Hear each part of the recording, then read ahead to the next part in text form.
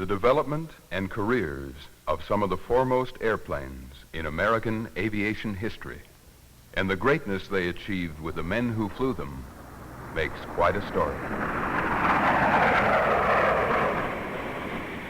The aviation leadership of the United States today is the result of over 50 years of foresight and conviction in the hearts and minds of men. The flyers, the designers, the builders. This is a review of the products of a team that has built more airplanes than any other company in the world.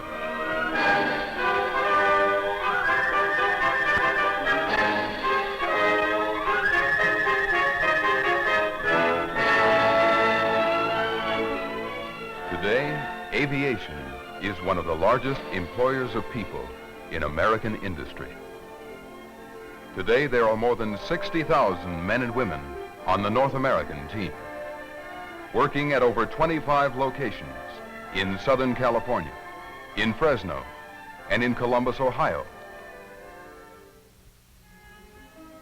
As with most companies, our beginnings were humble. In 1934, airplane manufacture was small business. Planes were built one at a time on a handmade basis by small teams of men.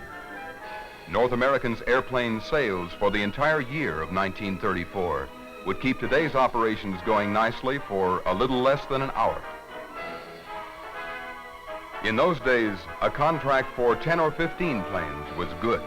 An order for 25 was phenomenal. Today, they're ordered by the hundreds. It was in 1935 that the company won its first military contract. It was for 82 BT-9 basic trainers, which began a long and proud history of leadership in the design and production of training airplanes. In the same period, the company's 047 observation plane took military aviation well out of the biplane stage with one of the earliest all-metal planes produced in this country. This was the first observation plane completely designed around the needs of the observer. With these early airplanes, the starting team at North American pioneered for the industry the policy of designing airplanes for efficient manufacture and maintenance. In February 1937, with the XB-21 Dragon bomber, the company completed its first venture into the twin-engine class. This airplane was used for research and pioneered many advanced features, such as power-operated turrets and superchargers. It helped us gain important information for the development of later multi-engine bombers, like the NA-40. Though practically forgotten today, the success of the NA-40 in 1939 inspired a great series of World War II airplanes. Beginning in much of the company's production was concentrated on early versions of the Texan trainer, the AT-6, which was to become the best known and most universally used airplane in history. With the T-6, North American further refined its technique of designing and engineering an airplane for large-scale production. Hundreds were delivered to Britain, France, and other countries which were preparing their defenses against the growing threats of the Axis powers. The T-6s were used to train the pilots who were ultimately victorious in the Battle of Britain and nearly every other air battle in World War II. The Texan introduced the flying cadet to a low-wing, retractable landing gear, controllable pitch propeller, and the general handling characteristics of combat planes. In addition to training pilots, they were used to train aerial gunners, tow target sleeves, and for dive bombing practice. The T-6 was the first plane selected by both the Air Force and Navy.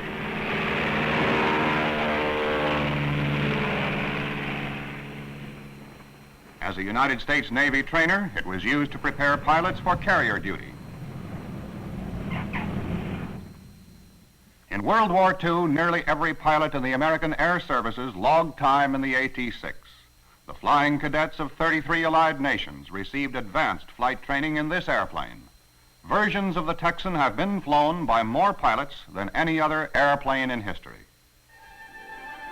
American military aviation began to come into its own on May 16, 1940, when the President of the United States asked for 50,000 planes to be in service as soon as possible, and asked the aviation industry to prepare for production of 50,000 planes a year. At that time, the United States had a total of about 4,700 military planes, including trainers, and the industry was producing new planes at the rate of only about 500 a month. One of the most significant achievements of this era was the B-25 medium bomber, the Mitchell. By pioneering the mass production of aircraft before World War II, the men and women of North American were able to deliver as many as 396 Mitchells a month when the pressure was on. During World War II, a total of 9,816 B-25s were delivered.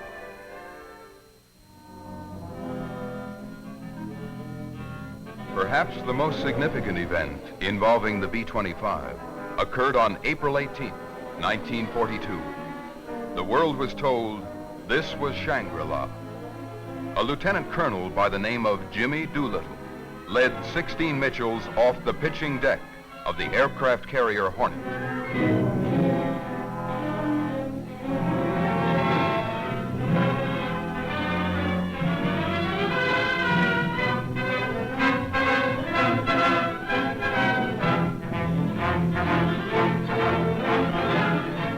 On that morning, the Japanese Imperial Air Force and fleet units were far away, strangling the islands of the Dutch and Australians throughout the South Pacific. This daring strike brought war to Japan for the first time in 2,600 years.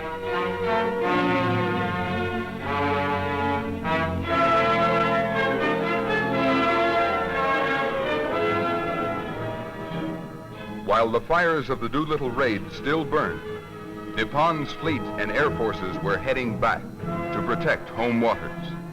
From that day on, their dream of victory in the Pacific began to fade. The B-25 went into combat with the Air Force, Navy, and Marine Corps. It was the most versatile Europe, China, Burma, India, the Pacific. The B-25 ultimately carried 18 guns, which made it the most heavily armed airplane in the world. A 75mm cannon was added to 2 series of B-25s, were mounted in an airplane.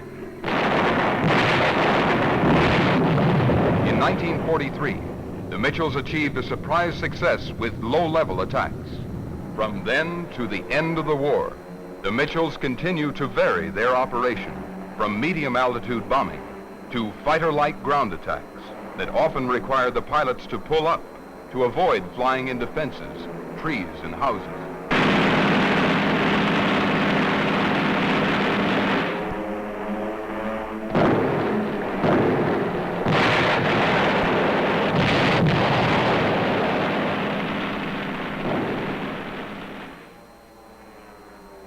After the war, this workhorse continued in service as an advanced trainer.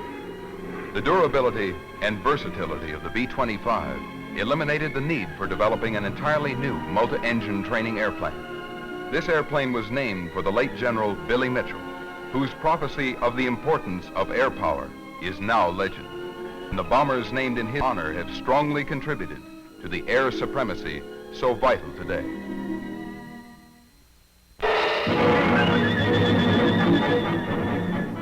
In 1940, after months of pounding by the Nazi Luftwaffe in the Battle of Britain, the Royal Air Force was in a tight spot. They needed a fighter that could outfight anything in the sky, and they needed it fast. The British placed the order with North American, whose leaders believed they could create an entirely new fighter and have it in production in time. Around the clock, design, engineering, tooling, and production overlapped. 127 days later, in October 1940, the prototype of the P51, the Mustang, rolled out of the hangar. In November 1941, 1 year after the initial test flight, the first production models were in service with the Royal Air Force. After Pearl Harbor, the United States Army Air Corps began making history of its own with the Mustang.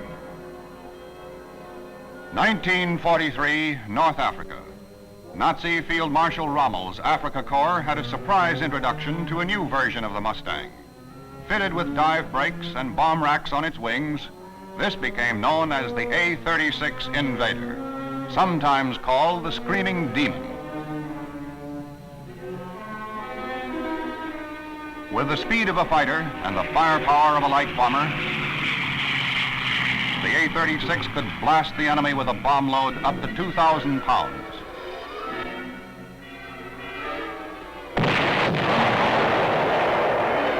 It could fight its way home against any fighter the Luftwaffe could muster.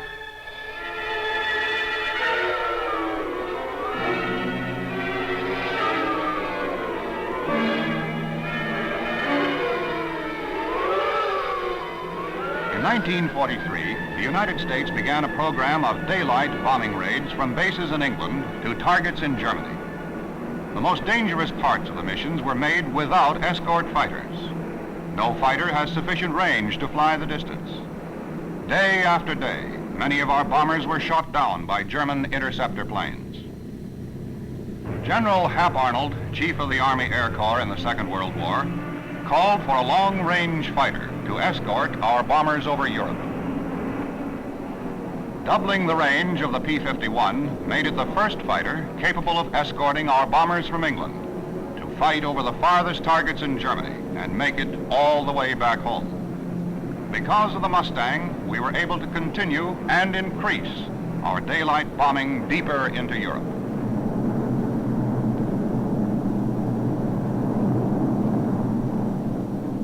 When he saw the P-51s over Berlin, Hermann Goering is said to have admitted the war was lost.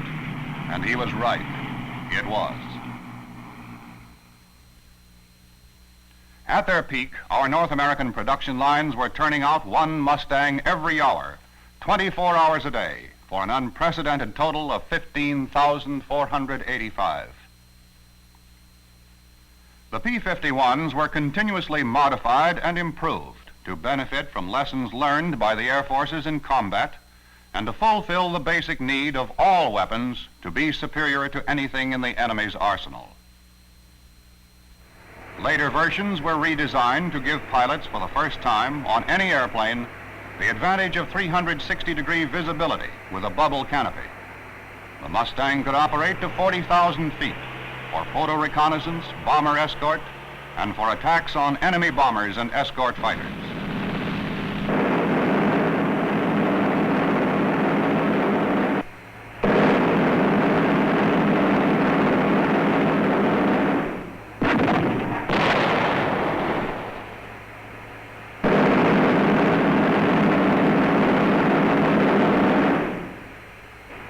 Many Mustang sorties were right down on the deck, where their propellers barely cleared the ground.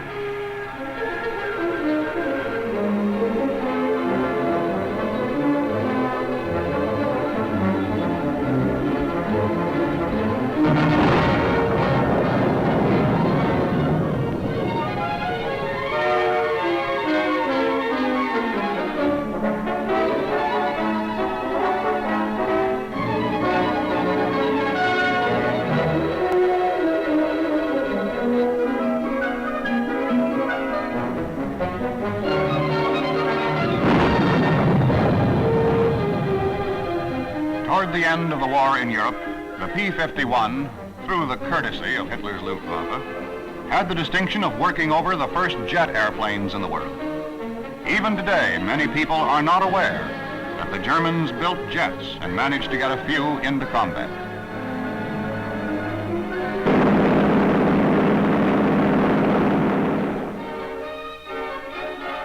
In 1944, a committee of the United States Senate evaluated the P-51 as the most aerodynamically perfect pursuit plane in existence. Last of the series was the F-82, the twin Mustang, a long-range day and night fighter escort and reconnaissance plane, which set a non-stop record of 4,968 miles from Honolulu to New York in 14 hours, 31 minutes. Even in the jet age, following World War II, the Mustang remained a first-line fighter. Some were stationed overseas with forward area defensive groups. Others were assigned to National Guard outfits and to Air Force bases to groom new fighter pilots. Some of them went into civilian life to make a common practice of breaking speed and distance records for single-engine aircraft. In action over Korea, the Mustangs were again a powerful and effective weapon. To thousands of our bomber crews and ground forces, the P51 had been the most wanted and the most beautiful sight in the world. Near the end of the Korean War, this great veteran was retired from combat. The top fighter in the world in its lifetime inevitably gave way to the jet. The reality of the jet engine launched the most dynamic engineering effort in aviation history.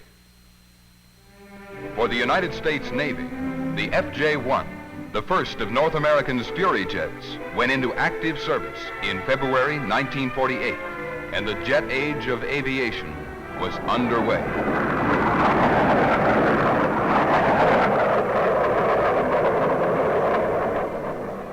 One month later, in March of 1948, off the coast of Southern California, Furies, piloted by Navy commanders Pete Oran and Bob Elder, were the first American operational jet aircraft to carry out landings and takeoffs aboard a carrier at sea.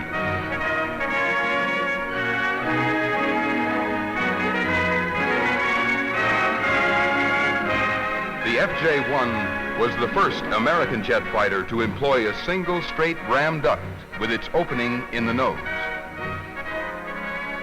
With the air intake, engine, and fuel tanks enclosed within the fuselage, the FJ-1 was given super-thin, high-speed wings.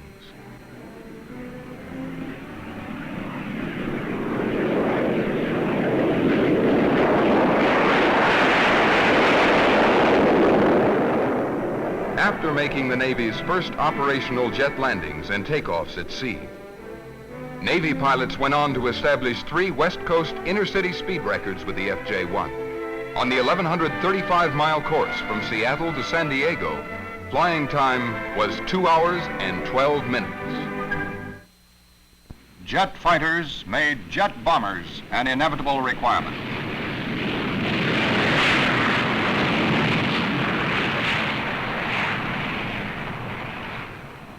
The Air Force B-45, the Tornado bomber, was the first four-jet airplane to fly in the United States. Comparable in size to some of the heavy bombers of World War II, the B-45 is rated as a light bomber by present-day standards. At the Atomic Proving Ground in Nevada, the Tornado became the first jet airplane to drop an atomic bomb. Another version of the Tornado series is the high-altitude photo reconnaissance bomber, the RB-45C.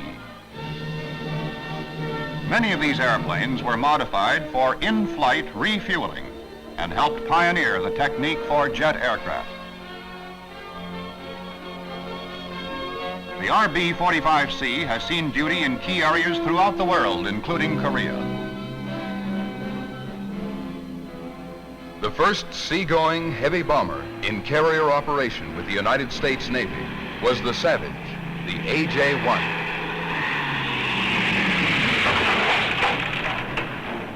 The first airplane designed specifically to carry the atomic bomb. The Savage was developed for carrier-based missions requiring long range, high speed, and altitude. The Savage has a single jet engine installed in the fuselage to boost its speed for bombing runs and other combat requirements.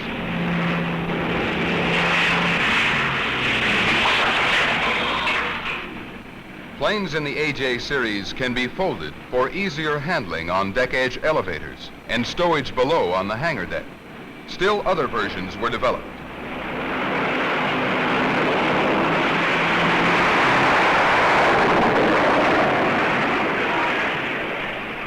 The AJ-2 was second of the original bomber series.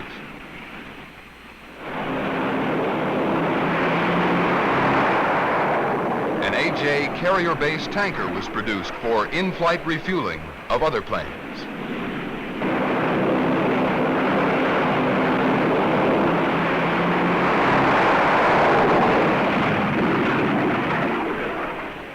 AJ-2P was designed for carrier-based photo reconnaissance. The Savage series is a group of attack weapons that can operate from a carrier task force at a longer range and with a heavier payload than any other propeller-driven carrier aircraft. Post-war successor to the T6 Texan trainer series was the T-28. Much faster and completely new in every respect, it was one of the first trainers to have a tricycle landing gear, which helps eliminate ground loops and makes it a particularly safe airplane for beginner pilots.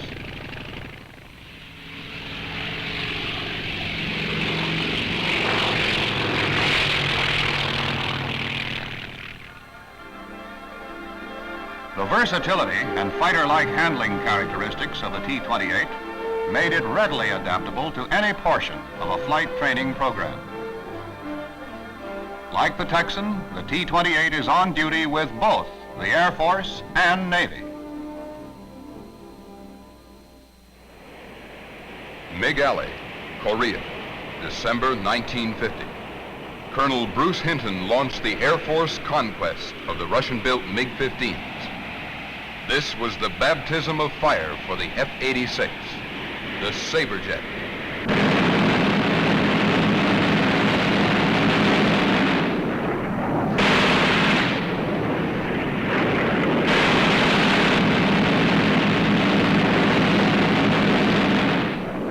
Today, of course, we take swept-wing aircraft pretty much for granted. But back in 1945, it was a radical and revolutionary idea. The speed of sound was the goal, even then. Wing design was one of the biggest problems. At that time, North American was developing a new high-speed straight-wing fighter. Late in the design program, the new fighter was completely redesigned with 35 degrees of sweep on the wings and tail. The idea proved itself early in wind tunnel tests. From the first test flight in October of 1947, the aviation world knew that the Saberjet was destined to become one of the nation's first-line fighters. In September 1948, flying a standard production model with a full combat load, Major Richard Johnson shattered the world speed record with what was then an incredible speed, 670 miles per hour. Impressive as speed records are, however, there is more to winning a battle than speed alone. Much more. The South Korean War record proved this against heavier odds than any other fighter has ever faced.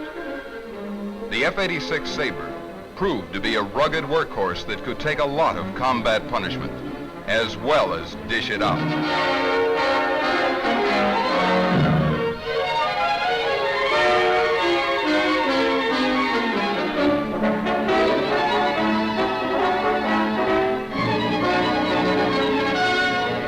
Features of the basic combat-seasoned Sabre design were continuously improved and adapted to an ever-widening range of combat requirements.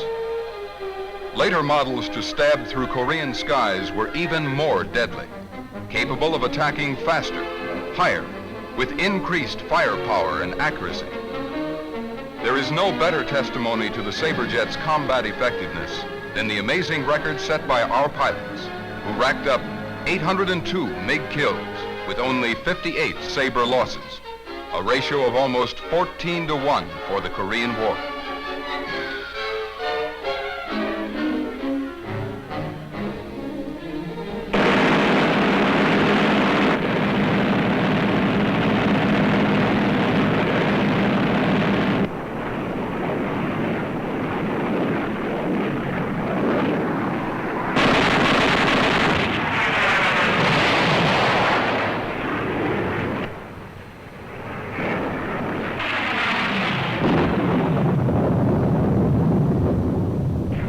Consistent victories were a tribute to the skill of our pilots, to the wide range of capabilities engineered into the airplanes, and to the men and women who built them in ever-increasing numbers. Lessons learned with the Sabre jet in combat will have a big influence on both design and tactics for many years to come.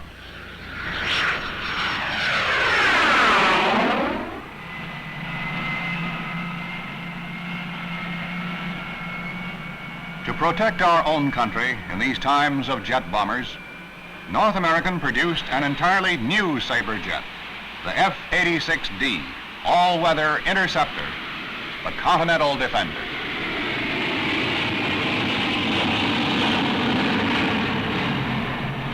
In August of 1953, Air Force Colonel Bill Barnes set a new international speed record with the D, 715 miles an hour.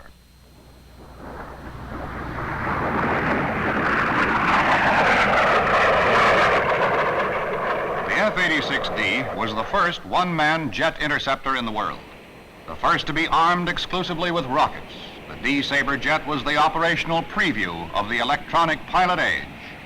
Part of its electromechanical brain involves the latest radar and electronic computing systems for locating, ranging, and tracking other planes in any condition of weather or combat, then automatically firing its rockets with conclusive accuracy.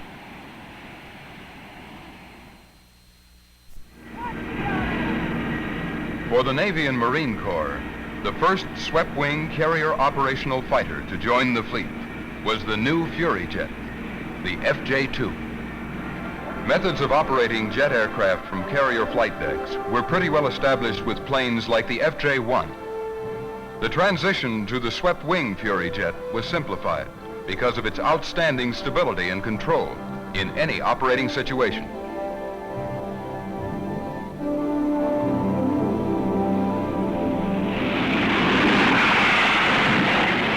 The design for the new Fury jets had the benefit of all the engineering and combat experience gained with the F-86 and fulfilled the Navy's requirement for the speed advantage of a swept-wing fighter. Its excellent control and flight characteristics make an unusually stable gun platform for its 4 20mm cannon. With more powerful engines and other improvements, later versions of the Fury jet continue to rank among the most capable fighters in the history of Naval and Marine Corps aviation.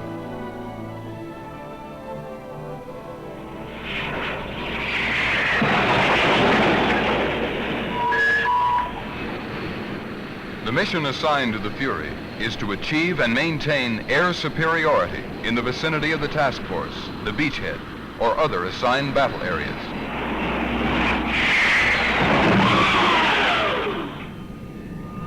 To the men and women of the aviation industry, crossing new frontiers is a familiar experience. Supersonic flight with production aircraft began with the F-100, the Super Sabre. This airplane was as great an advance over the F-86 as the 86 was over the P51. The F-100 has a 45-degree sweep to its razor-thin wings and tail.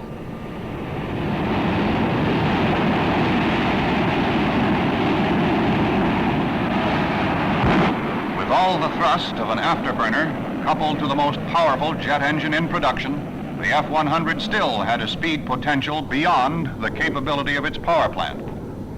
The Super Sabre was more than a new design. It was an engineering achievement of the highest order. It required a completely new approach to nearly every phase of design and brought about many new manufacturing methods as well. On its very first test flight, the Super Sabre went faster than sound. 4 months later,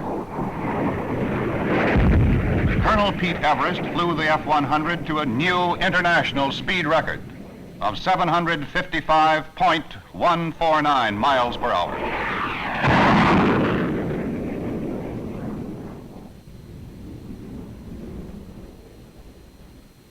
The F-100 was the world's first operational fighter capable of exceeding the speed of sound in climbing or level flight and continuing in the supersonic speed range as long as necessary.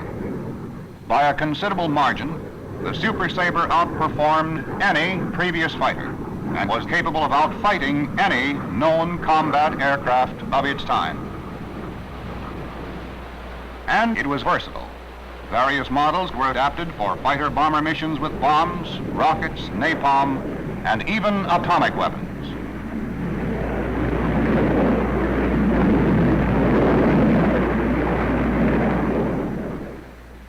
Air superiority is the business of North American's airplanes.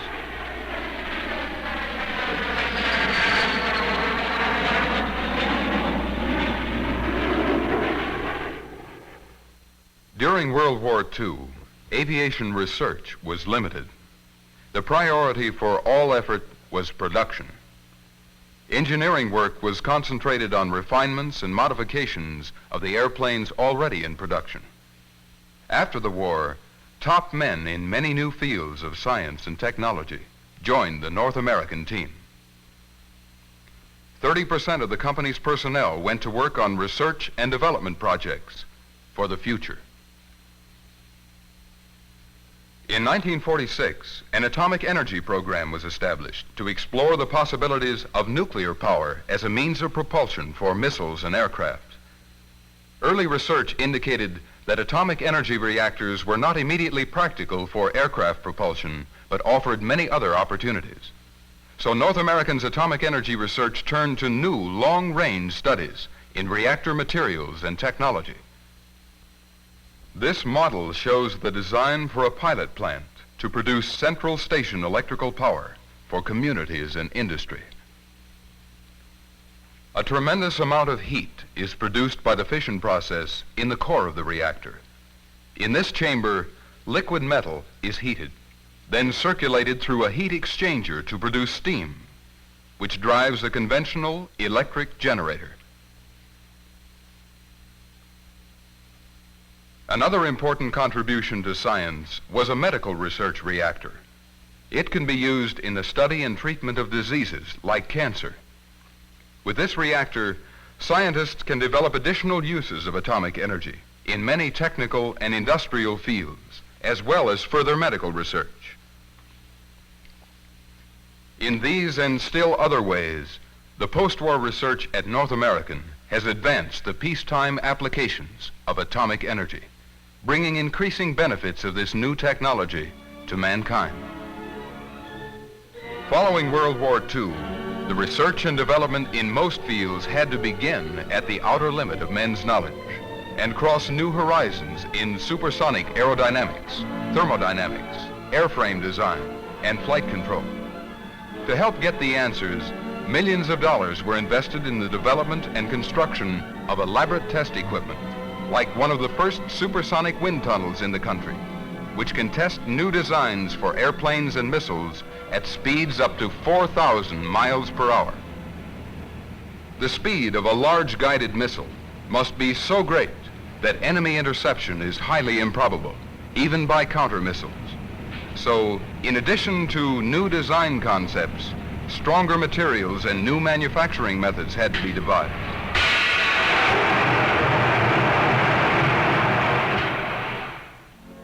Missiles have brought about a new world of aviation, an expanding world of science with new continents of technology.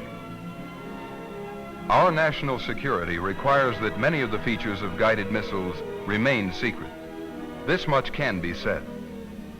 First of all, the guidance system is composed of sub-miniature navigation and flight control equipment, which must be able to accurately and automatically fly the missile over a long range to pinpoint a specific target. Accuracy is the measure of success. Many components are machined and assembled under high-powered microscopes to precision tolerances beyond imagination in World War II. The system must be small and lightweight and able to function with unprecedented speed under the most difficult conditions. It must be immune to enemy countermeasures such as jamming. The guidance system is actually a brain. It has a phenomenal memory. It can solve problems and follow through with correct behavior. It must make in-flight corrections for things like wind current, storms, rotation of the earth, and still pinpoint a target.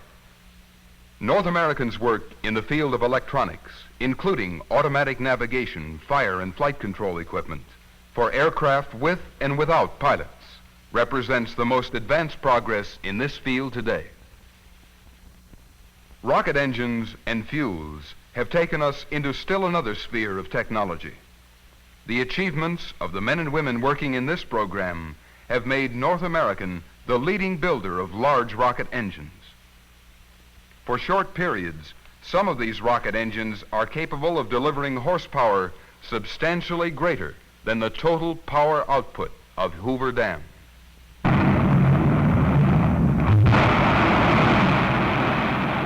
These are some of the programs, accomplishments, and goals of an organization of people that has devoted more than a quarter of a century to American aviation leadership.